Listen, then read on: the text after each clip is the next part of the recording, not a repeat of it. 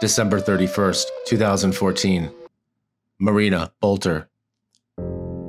18-year-old female Marina Boelter was last seen on New Year's Eve, December 31st, 2014, leaving work outside the IGA grocery store in Bloomfield, Indiana. It was 6 p.m. on New Year's Eve, and young mother Marina Boelter was excited for the evening ahead. She had plans to ring in the new year with an older man she had recently begun dating. But he wasn't the only guy in her life.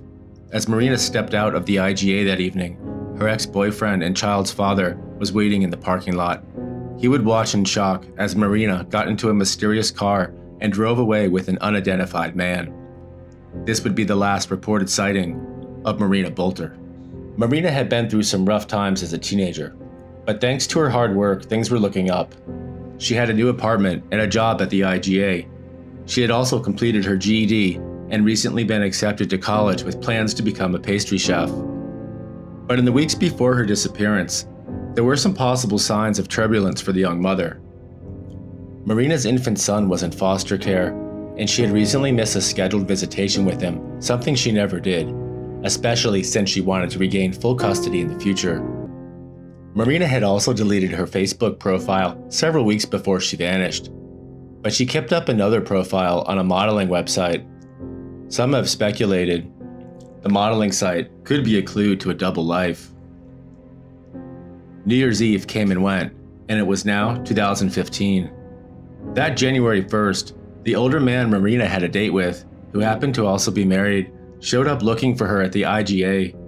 She had been a no-show for the New Year's Eve party at his house and had left no explanation why.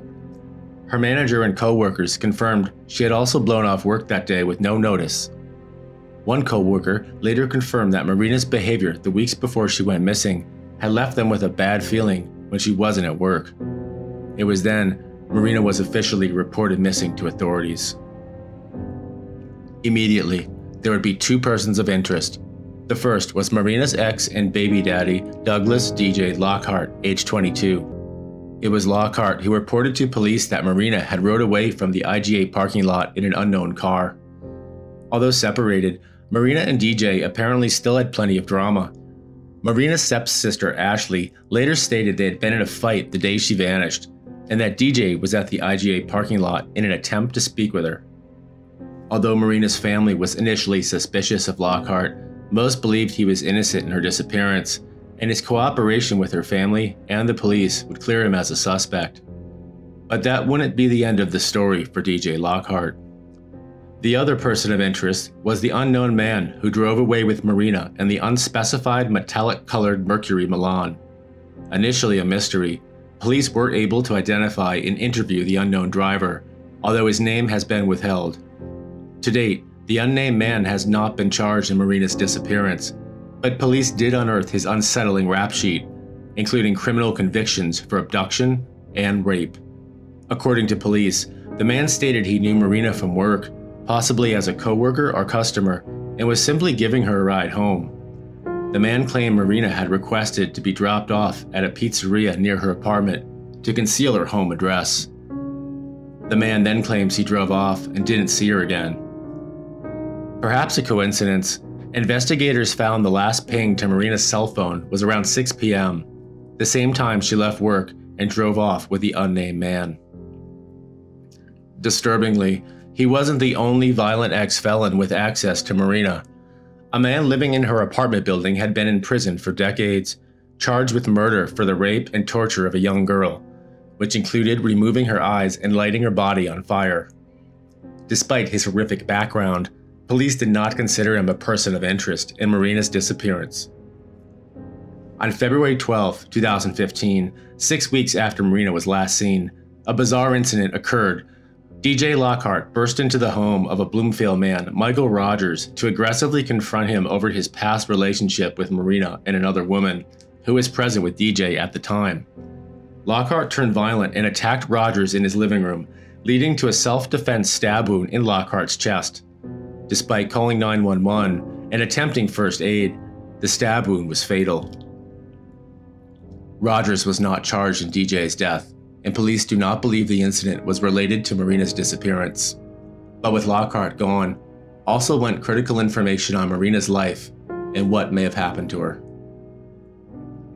In another bizarre incident, also in February 2015, just a week before Lockhart's stabbing, Indiana State Police arrested 21-year-old Danny Deckard for impersonating a police officer and driving with a suspended license. Decker had visited a home in Bloomfield, posing as an undercover narcotics officer investigating a missing persons case. A case from New Year's Eve. Although bizarre, police believe Decker has no connection to Marina's disappearance, and that he may have been using the ruse to steal the identity of the people he interviewed for his fake police investigation. So what happened to Marina Boelter? Did she ever make it home to her apartment that day? Was she the victim of a jealous ex-boyfriend? Or was she involved in another life of older men and sugar daddies that remains a secret? Or did her proximity to convicted violent felons put her in the wrong place at the wrong time? Only one thing is for sure. Marina's young son has a father who is dead and a mother who is still missing. Unfortunately, there were no security cameras at the IGA or the strip mall it was in, so police have asked the public to share any video footage from New Year's Eve 2014 of US Route 231 in or around Bloomfield, Judson Street, or Seminary Street. Marina's family and friends are still actively searching for her and working hard to keep the case alive and bring Marina home. Marina's hair may be dyed reddish brown. She has a scar on her lip, pierced ears, and a tattoo of a star with butterfly wings on her foot. She was last seen wearing denim jeans with rhinestones on the back pockets, a peacoat, Nike tennis shoes, and a cross necklace.